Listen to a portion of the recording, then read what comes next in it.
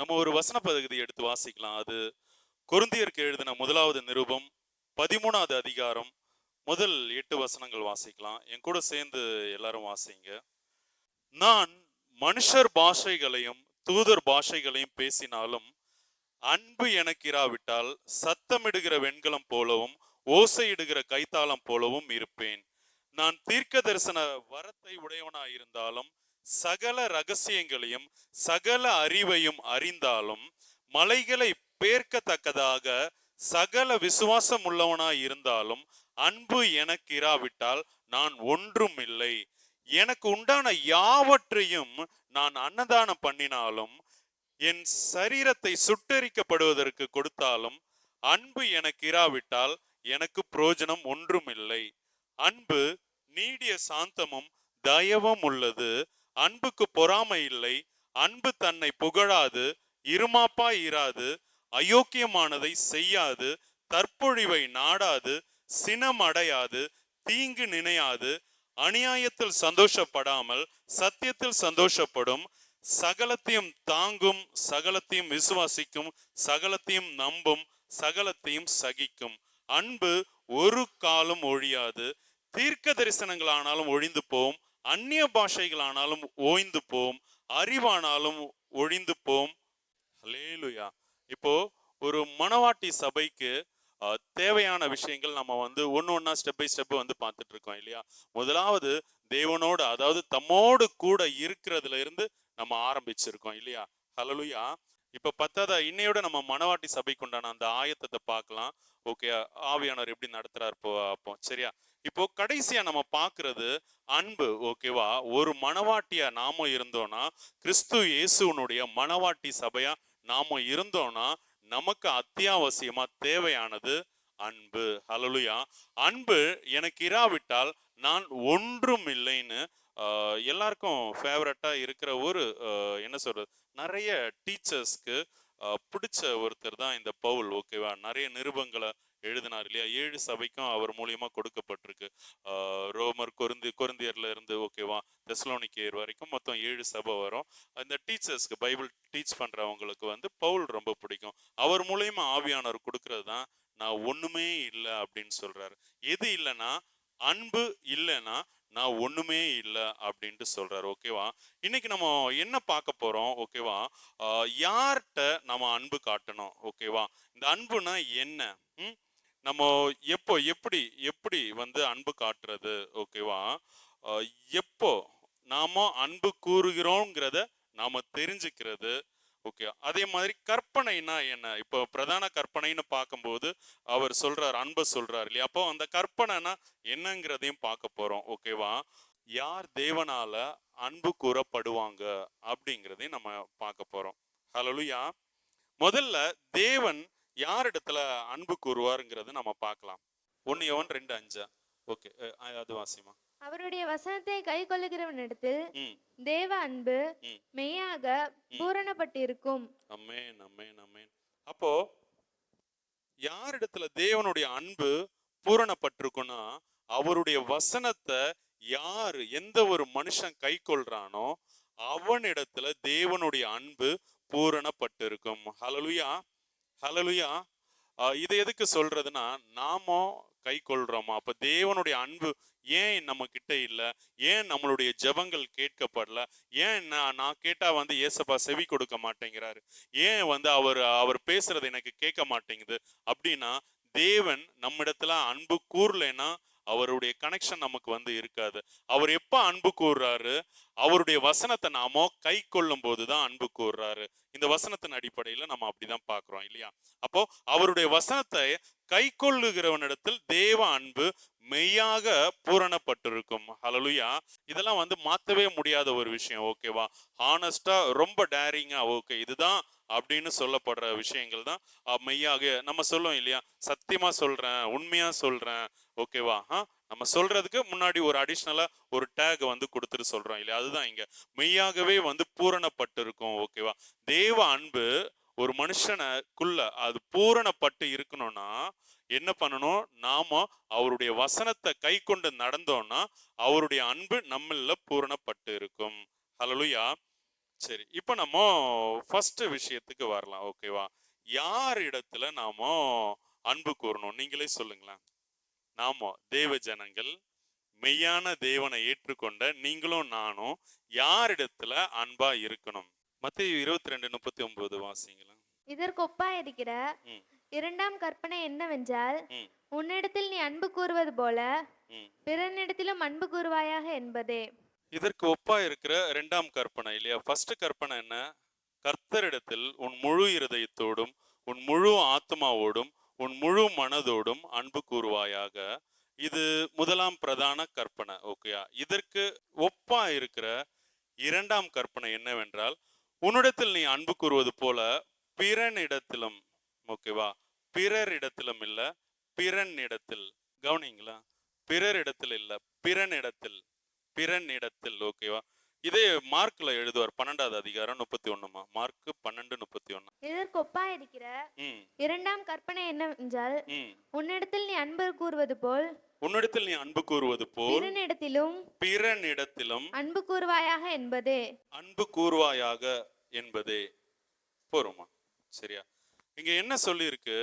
நம்ம கிட்ட நம்ம அன்பா இருக்கிறது போல பிறனிடத்துல, பிறரிடம் இல்ல, மத்தவங்க. பிறர்னா மத்தவங்க. ஓகேவா? பிறன்னா என்னன்னு நம்ம பார்ப்போம். யார் அந்த பிறன்? அண்டர்லைன் போட்டுக்கோங்க. லூக்கா 10வது அதிகாரம் 29ல பார்க்கலாம். அந்த கான்டெக்ஸ்ட் அப்படியே வாசிமா. லூக்கா 10வது அதிகாரம், லூக்கா 10 29ல இருந்து 37. அவன் தன்னை நீதிமான் என்று காண்பிக்க மனதாய் இயேசுவை நோக்கி, எனக்கு பிறன் யார் என்று கேட்டான்.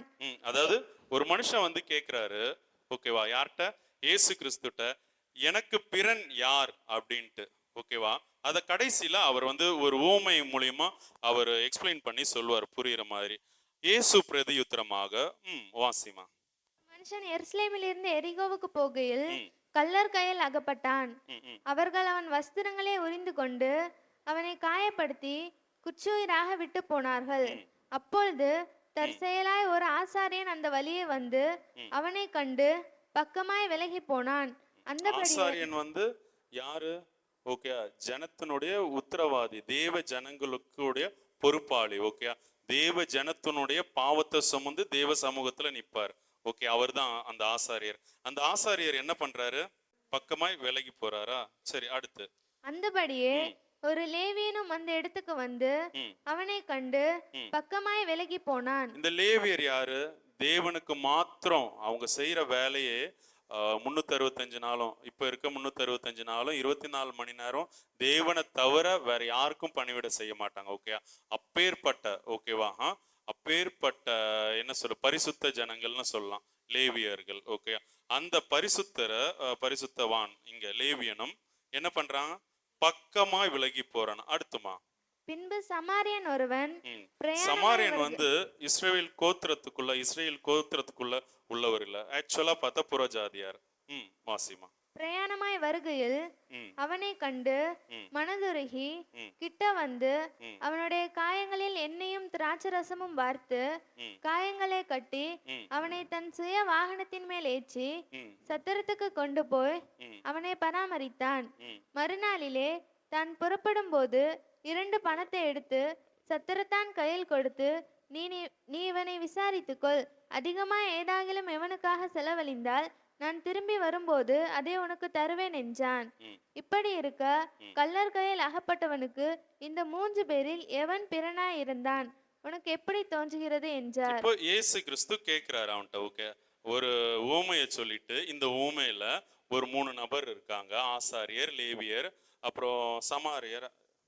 ஆமா, சமாரியன் ஒருத்தன் இருக்கான். ஓகே, இவங்க 3 பேர்ல இந்த நபருக்கு யார் பிறனா இருக்கான்னு சொல்லிட்டு அவரே கேட்கிறாரு. ஓகே, அதுக்கு அந்த பையன் சொல்றான். அதற்கு அவன், ம், அவனுக்கு இரக்கம் செய்தவனே என்றான். ம். அப்பொழுது இயேசு அவனை நோக்கி, நீயும் போய் அந்தபடியே செய் என்றார். ஆமென், ஆமென், ஹல்லேலூயா. அப்போ என்ன? அவனுக்கு இரக்கம் செஞ்சவனே. ஹல்லேலூயா. அப்ப நீங்க யார்கிட்ட அன்பா இருக்கணும்? இரக்கம் காட்டுறவங்க இடத்துல. ஓகே, நம்ம யார்கிட்ட அன்பா இருக்கணும்னு வசனம் சொல்லுதுன்னா ஒரு பாயிண்ட். ஓகேவா? அதுல ஒரு பாயிண்ட் என்னன்னா, நம்ம ஆண்டவர் சொல்ற பிரதான கற்பனை. ஓகேவா? தேவனிடத்துல முழு இருதயத்தோட, முழு ஆத்மாவோட தேவனிடத்துல, பரலோக பிதாவாகிய தேவனிடத்துல.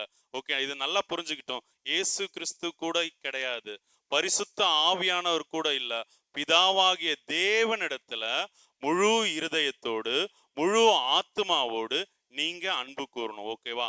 அப்போ தேவனிடத்துல அன்பு கூறுறதுக்கு இணையா எதை சொல்றாரு? நீங்க உங்களுக்கு அடுத்து இருக்காங்க இல்லையா, உங்க மேல அன்பு கூர்ந்து, அதாவது எப்படி சொல்லனா, இங்க சொல்றாரு என்ன, இரக்கம் செய்தவனே. ஓகேவா? அப்போ உங்களுக்கு யார் இரக்கம் காட்டுறாங்க, ஓகேவா, அவங்கள்ட்ட நீங்க அன்பு கூறணும். ஓகேவா? இது ஒரு பாயிண்ட். வேற யார்கிட்ட அன்பு கூறலாம்? ஓகே, நீங்க நான் வாசிக்கிறேன். ஓகேவா? யோவான் சுவிசேஷ பகுதி, யோவான் எழுதின சுவிசேஷத்துல 13வது அதிகாரம் முதல் வசனம். பஸ்கா பண்டிகைக்கு முன்னே இயேசு உலகத்தை விட்டு ம், பிதாவின் இடத்திற்கு போகும்படியான ம், தம்முடைய வேலை வந்ததென்று அறிந்து ம், தாம் இவ்வுலகத்தில் இருக்கிற ம், தம்முடையவர்களிடத்தில் ம். அன்பு வைத்தபடியே. ஒரு நிமிஷம், அப்படியே எங்க சொல்றாரு? இயேசு கிறிஸ்து, அதாவது மாம்சத்துல வந்த கர்த்தரா இருக்கிற கிறிஸ்து இயேசு யாரிடத்துல அன்பு வைச்சாரு? இவ்வுலகத்தில் இருக்கிற தம்முடையவர்களிடத்தில் அன்பு வைத்தபடியே. யாரு தம்முடையவர்கள்? ஓகேவா? எல்லா மனுஷரும் இல்ல. ஓகேவா? நீங்க குழப்பிக்காதீங்க. அன்பு வேற, பாச நேசம் எல்லாம் வேற. ஓகே, சத்ரு சிநேகிகள் தான் சொல்றாரு. ஓகே, அது நான் பின்னாடி வரேன். சரியா? நல்லா புரிஞ்சுக்குவாங்க. ஓகே, பேசும்போதே நீங்க பாட்டுக்கு வந்து ஏதாவது யோசிக்காதீங்க. சரி, இவ்வுலகத்தில் இருக்கிற தம்முடைய வர்களிடத்தில் அன்பு வைத்தபடியே முடிவு பரியந்தமும் அவர்களிடத்தில் அன்பு வைத்தார். ஓகேவா? இப்போ அடுத்து 34வது வசனம் வாசிமா. நீங்கள் ஒருவரில் ஒருவர் அன்பாயிருங்கள், நான் உங்களில் அன்பாயிருந்தது போல நீங்களும் ஒருவரில் ஒருவர் அன்பாயிருங்கள் என்கிற. அதாவது அவரு சீஷர்கள்ட்ட ஓகேவா அன்பா இருக்காரு. அதே போல நீங்க இப்ப சீஷரா இருக்கவங்க, இந்த 13வது அதிகாரத்துல இருந்து யோவான் சுவிசேஷ பகுதி 12 சீஷர்கள்ட்ட மட்டும்தான் பேசுறாரு. இன்னும் சொன்னா 11 சீஷர்கள்ட்ட தான் பேசுவாரு. கவனிங்க, 13வது அதிகாரம் துவங்கும் போது 12 சீஷர்கள் மட்டும்தான் இருக்காங்க. ஓகேவா? இந்த 13வது அதிகாரத்திலே ஒருத்தன் போயிடுறான். ஓகே, துணிக்கையை வாங்கிட்டு போயிடுறான். 30ல இருக்கு இல்லையா, அவன் அந்த துணிக்கையை வாங்கின உடனே புறப்பட்டு போனான். இதுக்கு அடுத்து அப்படியே பாக்கி இருக்க 11 பேருக்கு மட்டும்தான் பிரசங்கம் பண்றாரு. நல்லா புரிஞ்சுக்கோங்க. சரியா?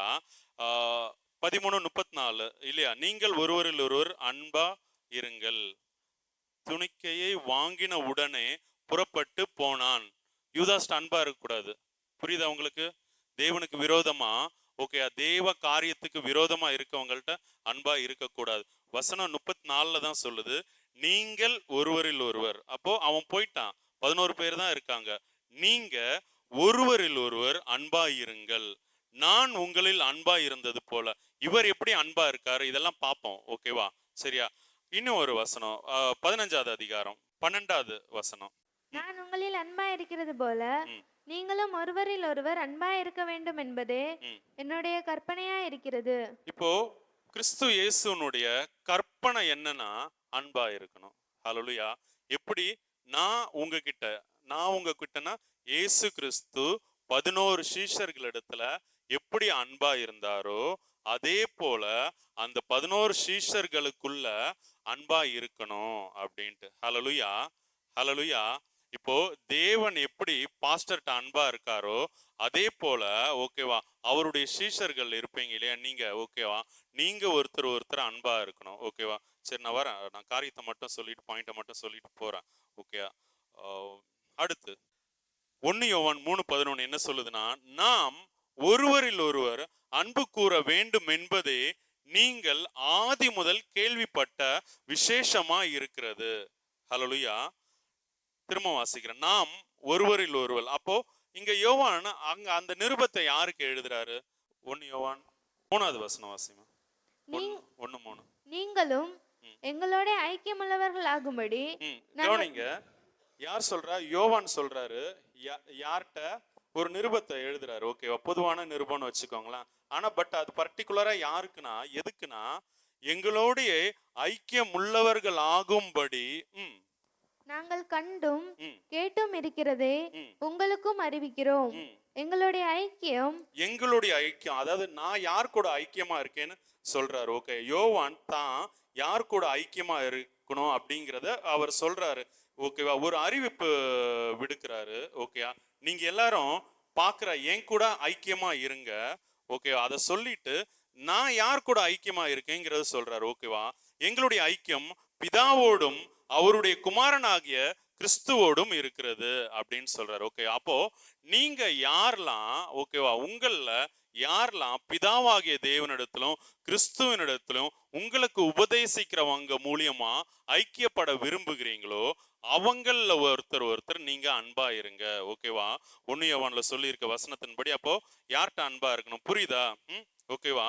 நீங்க ஹல்லேலூயா 1 யோவான் 3:11 சொல்ற மாதிரி நாம் ஒருவரில் ஒருவர் அன்பு கூற வேண்டும் அப்படின்ட்டு. ஓகேவா? அதை போட்டு வந்து குழப்பிக்க கூடாது. ஓகேவா? சரி, இப்போ அதுல கற்பனைன்னு சொல்லி இருந்தோம் இல்ல, யோவான் 15:12 நீங்கள் ஒருவரில் ஒருவர் அன்பா இருக்க வேண்டும் என்பது என்னுடைய கற்பனையா இருக்குன்னு கிறிஸ்து இயேசு சொல்றாருல.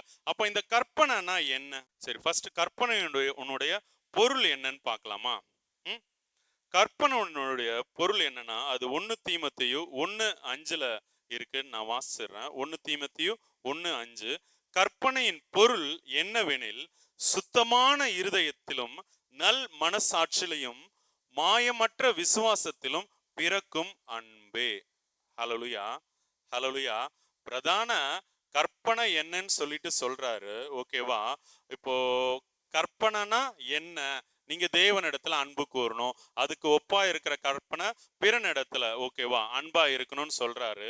இங்க கற்பனையினுடைய பொருளே வந்து அன்பை தான் வந்து சொல்லுது. ஓகே, அப்ப கற்பனைனா என்ன? அன்பு. ஹல்லேலூயா. அந்த கற்பனையினுடைய பொருள் அன்பு. சரி, ஓகே. அடுத்து மார்க் 12:30 இது வாசிக்கலாம். உன் தேவனாகிய கர்த்தரிடத்தில் உன் முழு இருதயத்தோடும் உன் முழு ஆத்மாவோடும் உன் முழு பலத்தோடும் அன்பு கூறுவாயாக என்பதே பிரதான கற்பனை. ஹல்லேலூயா. ஓகே, இதைத்தான் நம்ம மைண்ட்ல வச்சிருக்கணும். ஓகேவா? திரும்பவும் சொல்றேன், உன் தேவனாகிய கர்த்தரிடத்தில் உன் முழு இருதயத்தோடும். ஓகேவா? இவர் வந்து இயேசு கிறிஸ்துவனோட இடத்துல சொல்ல, குமாரன் இடத்துல சொல்ல, பரிசுத்த ஆவியின் இடத்துல சொல்ல. நீங்கெல்லாம் ஆக்சுவலா ஜெபமே தப்பா தான் பண்றீங்க. இயேசுவே எங்களுக்கு இறங்கும் இல்லையா? இயேசுவின் வழியா நம்ம வேண்டுதல்களை ஏறெடுக்கணும். நமக்குள்ள இருந்த அது ஆவியானவர் தான் ஆக்சுவலா ஏறெடுப்பாரு. ஓகேவா? ஏன்னா பிதாவின் இடத்துல நம்ம ஸ்ட்ரைட்டா பேசுறதுக்கு இன்னும் வந்து கனெக்ஷன் வரல. நாம கிறிஸ்துவோட ஐக்கியப்பட்டிருந்தா ஸ்ட்ரைட்டா பிதாவோட பேசலாம். ஓகே, எப்படின்னா ஆவியானவர் ஏறெடுப்பார். ஹல்லேலூயா. பெரிய விஷயத்த ரொம்ப ஷார்ட்டா சொல்ல ட்ரை பண்றேன். ஓகே, எத்தனை பேருக்கு புரியுதுன்னு எனக்கு தெரியல. சரியா? அப்போ அன்புனா என்ன? 1 யோவான் 5:3 நாம் தேவனுடைய கற்பனைகளை கை கொள்ளுவதே அவரிடத்தில் அன்பு கூறுவதாம். ஹல்லேலூயா. 1 யோவான் 5:3. ஓகே, இது எல்லாமே நான் ஃபுல்லா ஏன் வசனத்துல போறேன்னா, எக்ஸாமுக்கு கண்டிப்பா வசனம் எழுதணும். நீங்களும் நானும் அவருடைய கற்பனையை கை கொள்றேன் இல்லையா? கை கொள்வதே அவரிடத்தில் அன்பு கூறுவதாம். ஹல்லேலூயா. அப்போ தேவனிடத்துல எப்படி அன்பு கூறணும்னா அவருடைய கற்பனையை கை கொள்ளணும். அவருடைய கற்பனை என்ன? கற்பனையுடைய பொருளே நம்ம பார்த்துட்டோம். அன்பு தான் பொருள். ஓகே, அதுவும் என்ன? முழு இருதயத்தோட முழு ஆத்மாவோட முழு பலத்தோட தேவனிடத்துல அன்பு கூறணும். எப்படி அன்பு கூறுவீங்க? அவருடைய கற்பனையின்படி நாம நடக்கணும். கற்பனை என்ன? அன்பு கூறணும். அப்ப அவர் என்ன சொல்றாருன்னு பார்க்கலாம். யோவான் 12:26 நான் வாசிக்கிறேன். ஓகே, ஒருவன் எனக்கு ஊழியம் செய்கிறவனானால் என்னை பின்பற்ற கடவன் கர்த்தரா இருக்கிற கிறிஸ்து இயேசு சொல்றாரு. ஓகேயா? மோசையின் பிரமாணத்தை அல்ல, ஆரோனுடைய நியமத்தை அல்ல, என்னை பின்பற்ற கடவன். ஓகேவா? யாரு? கிறிஸ்து இயேசுக்கு ஊழியம் செய்ய விரும்புறவங்க. ஓகேவா? இப்போ அடுத்து 1 யோவான் 2:6 என்ன சொல்லுதுன்னா, அவர் நடந்தபடியே தானும் நடக்க வேண்டும். யாரு? கர்த்தரா இருக்க கிறிஸ்து இயேசு எப்படி நடந்தாரோ அதே மாதிரி நீங்களும் நானும் நடக்கணும் அப்படின்ட்டு. ஓகே, இது அதான் நிறைய நான் உள்ள போகல. ஹல்லேலூயா. ஓகே, சுருக்கி தான் இருக்கிறதுலே மேலோங்கி ஈஸியா புரியுங்கிற வசனங்கள் தான் வந்து உங்களுக்கு கொடுக்குறாரு. ஹல்லேலூயா. அப்போ அவர் நடந்தபடியே நாம நடக்கணும். அவருக்கு ஊழியம் செய்கிறவன் அவரை பின்பற்றணும் அப்படி சொல்லுது வசனம். ஹல்லேலூயா. 1 யோவான் 3:23 அந்த வசனம் என்ன சொல்லுதுன்னா, ஒருவரில் ஒருவர் அன்பா இருக்க வேண்டும் என்பதே அவருடைய கற்பனையா இருக்கிறது. ஓகேவா? இது சொல்லிட்டேன்னு நினைக்கிறேன் இல்லையா? கற்பனையுடைய பொருள், கற்பனை, இதெல்லாம் சொல்லிட்டோம். ஓகேவா? இப்ப நம்ம யாரிடத்துல அன்பு கூறணும்? முதல் பிறனிடத்துல அன்பு கூறணும். ஹல்லேலூயா. ரெண்டாவது கற்பனையுடைய பொருளே வந்து இப்போ அன்புன்னு பார்க்குறோம். பிதாவாகிய தேவனிடத்துல தான் நம்ம மார்க்கு 12:30 படி ஓகேவா, பிதாவாகிய தேவனிடத்துல தான் நம்ம அன்பு கூறணும் என்பதை நம்ம பார்க்குறோம் ஓகேவா. நடுவில் ஒரு விஷயம் வந்து சொன்னேன் இல்லையா, சீஷர்கள் இடத்துல ஓகேவா, அவரு ஆயிரக்கணக்கான பேர் அவரை ஃபாலோ பண்ணாலும் கர்த்தரா இருக்கிற கிறிஸ்து இயேசுவின் இடத்துல யார்கிட்ட ஒருத்தர் அன்பா இருக்கணும்னு சொல்றாருன்னா அந்த 11 பேருக்குள்ளதான். பழைய ஏற்பாட்டுல இருக்கு, யாத்திராகமம் உபாகமத்துல இருக்கு ஓகே, அங்கேயே கற்பனையை சொல்லிடுறாரு. அங்கேயே வந்து பிரதான கற்பனைகளா இதுக்கு ஒப்பா இருக்கிற கற்பனைனா நீங்கள் ஒருவரில் ஒருவர் அன்பா இருங்கன்னு சொல்றாரு, ஒருவருக்கு ஒருவர். அந்த நீங்கள் யாருன்னா இஸ்ரவேல் ஜனங்க ஓகேவா, அந்த கோத்திரத்துல இருக்கிறவங்க, இவங்க தேவனால தெரிந்து கொள்ளப்பட்ட ஜனங்க. அவங்க ஒருத்தர் இனியொருத்தங்க பேர்ல வந்து அன்பா இருக்கலாம். ஹல்லேலூயா ஹல்லேலூயா. அப்ப நீங்க யார் கூட அன்பா இருப்பீங்க? போய் பிசாசு கூட இல்ல, அவிசுவாசியோட இல்ல, விக்கிரக வழிபாட்டுக்குள்ள இருக்கிறவங்க கிட்ட இல்ல ஓகே. அவங்கள்ட்ட நேசிக்கணும். அன்பு வேற, நேசம் வேற, பாசம் வேற ஓகேவா. உங்க சத்ருக்களை சிநேகிங்கள்னு சொல்லி இருக்கு ஓகேவா. அது வாசிக்கலாமா? 5:44. நான் உங்களுக்கு சொல்லுகிறேன், உங்கள் சத்துருக்களை சிநேகியுங்கள், உங்களை சபிக்கிறவங்களை ஆசீர்வதிங்க, உங்களை பகைக்கிறவர்களுக்கு நன்மை செய்யுங்க, உங்களை நிந்திக்கிறவர்களுக்காகவும் உங்களை துன்பப்படுத்துகிறவர்களுக்காகவும் ஜெபம் பண்ணுங்க இப்படி சொல்றாரு ஓகேவா. இங்க சிநேகியுங்கள் மீன்ஸ் அந்த ஆத்மா வந்து கெட்டு போயிடக்கூடாது ஓகேவா. அந்த சிநேகம் தான் ஓகே. சிநேகம் வந்து ஒழிஞ்சு போகும் ஓகேவா, அந்த பாசமும் ஒழிஞ்சு போகும் ஓகே. பாசம்னா அது ஒரு கமிட்மெண்ட்டோட வரும் ஓகே. வீட்டில் இருக்கவங்க சொந்தக்காரங்கள்ட்ட வச்சிருக்கிறது பேர் பாசம் ஓகே. நேசம் நம்ம அந்த சொந்தம் அல்லாதவங்கள்ட்ட நம்ம வைப்போம் இல்லையா, அதுக்கு பேர் நேசம் ஓகேவா. அன்புங்கிறது அது ஒரு வேவ் லென்த்ல தான் வரும் சரியா. எல்லார் மேலேயும் அன்பு வராது. அதனால தான் ஃபர்ஸ்ட் அன்பினுடைய தன்மையை வாசிச்சேன் ஓகேவா. அவங்க எது சொன்னாலுமே நம்ம விசுவாசிப்போம் ஓகே. நான் ஒருத்தர் எடுத்த இப்போ நிக்சன்ட்ட அன்பா இருக்கேன்னா அவன் எது சொன்னாலுமே நான் அப்படியே நம்புவேன் ஓகே. அவன் எது சொன்னாலும் விசுவாசிப்பேன். அவன் என்னை வந்து மற்றவங்கள்ட்ட போய் திட்டிகிட்டு இருந்தாலும் என்னையே அடித்தாலுமே அவன் மேலே எனக்கு கோபமே வராது ஓகேவா. இது அன்பு. இது எல்லார்ட்டையும் ஆக்சுவலாக வராது ஓகேவா. அவர் அதான் அந்த வேய்வுலத்தில் இருக்கும் இல்லையா. ஒரு சிலர் தப்பு பண்ணாலும் நம்ம ஈஸியாக மன்னிப்போம் ஓகேவா. அப்போ அவங்கள்ட்ட நம்ம அன்பு கூறுறோம். அன்பு எனக்கு எனக்கு தெரிஞ்ச ஆவியானவர் எனக்கு என்னுடைய புரிதலுக்கு சொல்லி கொடுத்த விஷயம் என்னன்னா ஃப்ரீடம் அப்படின்ட்டு, சுதந்திரம் ஓகே. அவன் என்ன செஞ்சாலும் நான் அக்செப்ட் பண்றேன் இல்லையா. அப்ப நான் அவன்கிட்ட அன்பா இருக்கேன் அப்படின்னு அர்த்தம். ஒரு எக்ஸாம்பிள் ஓகேவா. அவன்கிட்ட அன்பா இருக்கேன்னுலாம் சொல்ல வரல, ஒரு எக்ஸாம்பிள் யாரை சொல்லன்னு பார்த்தா நீங்களாம் ஏதாவது நினைப்பீங்களோன்னு சொல்லி தான் அவனை எடுத்துக்கிட்டான். அவன் ஒன்றும் நினைக்க மாட்டான் சரியா. ஹல்லேலூயா. அதனால சொல்றேன் ஓகேவா. அவன் என்ன பண்ணாலும் ஓகே நான் அதை அப்படியே அக்செப்ட் பண்ணிக்கிட்டேன்னா நான் அவன்கிட்ட அன்பா இருக்கேன் அப்படின்னு, அதை ஒரு ஃப்ரீடம் ஓகே கொடுக்குறேன் அப்படின்ட்டு. சரி ஓகே. இப்போ யார்கிட்ட அன்பா இருக்கணும்னு பார்த்துட்டோம். அதுக்கு முன்னாடி வந்து தேவன் யாரிடத்துல அன்பா இருக்காருன்னு பார்த்துட்டோம். அவருடைய வசனத்தை கை கொள்றவங்க இடத்துல தான் அவர் அன்பா இருக்கார் ஓகேவா. ரெண்டாவது வந்து யார்கிட்ட நாம அன்பா இருக்கணுங்கிறதும் பார்த்தோம். ரெண்டு விஷயம், பிறனிடத்துல அந்த சீஷர்கள் தேவ ஜனங்கள் இடத்துல ஓகேவா. இப்போ அன்புனா என்ன, அவருடைய கற்பனைகளை நம்ம கைப்பற்றுறது தான் அன்புன்னு பார்த்துட்டோம் இல்லையா. சரி, நாம அன்பு நமக்கு எப்போ வரும், எப்போ நமக்கு அன்பு வரும்னா அட் லாஸ்ட் அட் எண்டுன்னு சொல்லலாம் ஓகேவா. அன்பினுடைய பூரணம் ஓகேயா. இப்போ வசனம் சொல்லுது 3:16 வாசிமா யோவான். இவ்வளவாய் அன்பு கூர்ந்தேன்னு சொல்றாரு இல்லையா. எப்போ தன்னுடைய மகனையே அவர் பலி வாசிமா கொடுக்கிறார் நமக்காக. தேவன் தம்முடைய ஒரே பேரான குமாரனை விசுவாசிக்கிறவன் எவனோ அவன் கெட்டு போகாமல் நித்திய ஜீவனை அடையும்படிக்கு அவரை தந்தருளி இவ்வளவாய் உலகத்தில் அன்பு கூர்ந்தார். போதுமா, அவரை நமக்கு கொடுத்துட்டாருன்னா நம்ம கூட வாழ்ந்து அவர் முடிஞ்சாச்சு ஓகேவா. அவரு ஓகே நமக்கு வேண்டி மறிக்கிறாரு ஓகேவா. அதுதான் அன்பு ஓகே. நம்ம யோவான் 15 இருக்கும் ஓகேவா. அன்பினுடைய பிரதானம் என்னன்னா நம்ம சிநேகிதருக்கு வேண்டி ஜீவனை கொடுக்கறது தான் பிரதானமான அன்பு ஓகேவா. இது 1 கொரிந்தியர் 13 சொல்லுவாரு, ஹல்லேலூயா, உன் சரீரத்தை சுட்டரிக்க கொடுத்தாலும் அன்பு இல்லைன்னா ஒண்ணுமே இல்லை அப்படின்ட்டு இல்லையா. ஹல்லேலூயா. உங்க சொத்து பத்து இது எல்லாத்தையும் கொடுத்தாலும் உங்களுக்கு அன்பு இல்லைன்னு வச்சுக்கோங்களேன், ஒண்ணுமே இல்லை. ஹல்லேலூயா. அவர் அந்த சகோதர சிநேகத்தை அதிகமா வலியுறுத்துவார் கிறிஸ்து இயேசு ஓகேயா. நம்ம கிறிஸ்துவோடு பிறந்திருக்க நாம தான் சகோதரர்கள் ஓகேயா. நீங்க ஒருத்தரை பத்தி இன்னொருத்தங்கள்ட்ட எதுவுமே பேசாதீங்க. என்ன கேட்டா நீங்க நான் உள்ளதை தான் சொல்றேன், நான் உண்மையை தான் சொல்றேன். இதுல வேற ஒரு பெருமை, சொல்றது இன்னொருத்தங்களை பத்தி குறை சொல்றது, நான் உள்ளதை தான் சொல்றேன் அப்படின்ட்டு. இதை யாரையுமே செய்யாதீங்க. ஓகேவா? நீங்க மற்றவங்களுக்கு என்ன செய்யறீங்கோ அது உங்களுக்கு கண்டிப்பா செய்யப்படும். அவர் அளந்து கொடுக்கிறவர், தெரியும் தானே? ஓகே. நீங்க ஒருத்தங்களை பத்தி இன்னொருத்தங்களை என்கிட்ட பேசாதீங்க. ஏன் பேசுறீங்க? ஓகே, நீங்க ஸ்ட்ரைட்டா சொல்லுங்க. ஓகேவா? ஹalleluya. ஸ்ட்ரைட்டா போய் வந்து பேசுங்க எதுனாலும். சரி. இப்போ ஃப்ரீடம் பார்த்துட்டோமா? கற்பனைனா என்னன்னு பார்த்துட்டோம். அதுவும் அன்பு தான் சொல்றது. ஓகேவா? இப்போ கடைசியா ஓகே, எல்லாமே வந்து பார்த்தாச்சு. ஜெபிக்கலாமா? என் கூடவே இரும் ஓ இயேசுவே, நீர் இல்லாமல் நான் வாழ முடியாது. என் பக்கத்திலே இரும் ஓ இயேசுவே, நீர் இல்லாமல் நான் வாழ முடியாது. என் கூடவே இரும் ஓ இயேசுவே, நீர் இல்லாமல் நான் வாழ முடியாது. என் பக்கத்திலே இரும் ஓ இயேசுவே, நீர் இல்லாமல் நான் வாழ முடியாது.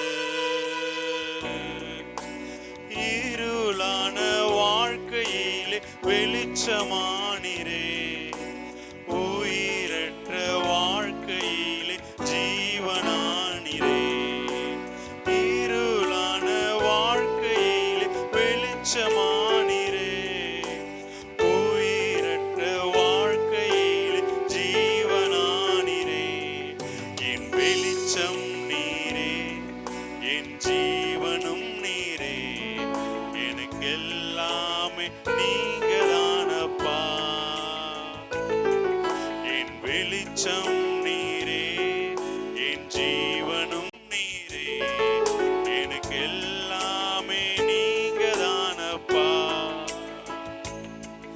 என் கூடவே இரும் ஓ இயேசுவே, நீர் இல்லாமல் நான் வாழ முடியாது.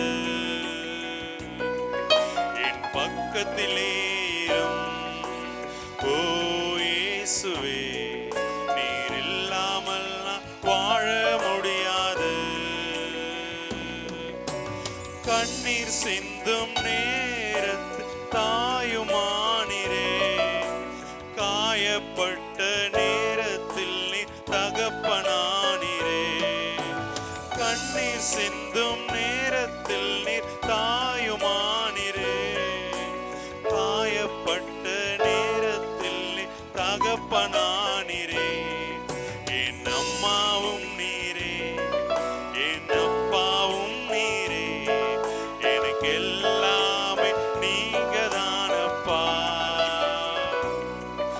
என் அம்மாவும் நீரே, என் அப்பாவும் நீரே, எனக்கு எல்லாமே நீங்க தானப்பா. என் கூடவே இரும் ஓ இயேசுவே, நீர் இல்லாமல் நான் வாழ முடியாது. என் பக்கத்திலே இரும் ஓ இயேசுவே, நீர் இல்லாமல் நான் வாழ முடியாது. ஓ எஸ் தகப்பனே ராஜா, உம்மை அல்லாமல் எங்களால் ஒன்றும் செய்யக்கூடாது தகப்பனே ராஜா.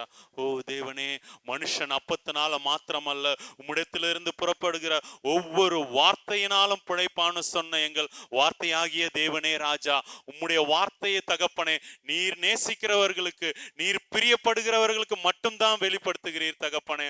ஆம் ராஜா, பப்ளிக்கா பேசும்போது ஊமைகளாக பேசுகிறீர் என்று ஏன் நீங்க வெளியில இப்படி ஊமைகளா பேசுறீங்க, இப்ப வெளிப்படையா பேசுறீங்களேன்னு சொன்னது சொல்லி சீஷர்கள் கேட்கும்போது உங்களுக்கு பரலோகத்திலிருந்து அருளப்படுகிறது என்றபடி ராஜா, இந்த சபைக்கு தேவனே ராஜா, பரலோகத்திலிருந்து உம்முடைய ஈவு அருளப்படுது தகப்பனே ராஜா. எஸ் தகப்பனே ராஜா, எஸ் தகப்பனே ராஜா. ஓ தேவனே ராஜா, நீர் இவர்கள் மீது கிருபையாக இருக்கிறீர் ராஜா. பரலோகத்தில் உள்ள ரகசியங்களை தகப்பனே எங்கள் வழியாக நீர் தெரிவிக்கிறீர் தகப்பனே. உமக்கு நன்றி ராஜா. நீர் விதைத்தது ஒன்றும் வீண் போகாது ராஜா.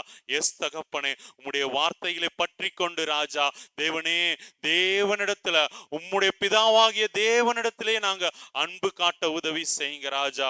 முழு இருதயத்தோடு, முழு ஆத்மாவோடு, முழு ஆவியோடு ராஜா, முழு பலத்தோடு ராஜா உம்மிடத்தில் அன்பு கூறணும் தகப்பனே ராஜா. எஸ் தகப்பனே, அதுக்கு ஒப்பாக ராஜா எங்களுக்கு பிறனிடத்துல ராஜா நாங்க அன்பு கூற உதவி செய்யுங்க ராஜா. கர்த்தாவே, உம்முடைய வசனத்தின்படி நடக்கிறவங்களிடத்துல, உம்முடைய சித்தத்தை செய்கிறவரிடத்துல மாத்திரமே நாங்க அன்பு கூறணும் தகப்பனே ராஜா. எஸ் தகப்பனே ராஜா. ஓ தேவனே, உலகத்தை வெறுத்து தகப்பனே ராஜா உமக்கு உகந்தபடி நடக்க எங்களுக்கு கற்று தருவீராக ராஜா. எங்க எல்லாரையும் உம்முடைய கரத்துல ஒப்பு கொடுக்கிறோம் தகப்பனே. ஆட்கொள்ளுங்க, வழி நடத்துங்க, நீர் மாத்திரம் மகிமைப்படுவீராக ராஜா. இயேசு கிறிஸ்துவின் மூலம் ஜெபிக்கிறோம் ஜீவனுள்ள நல்ல பிதாவே, ஆமென்.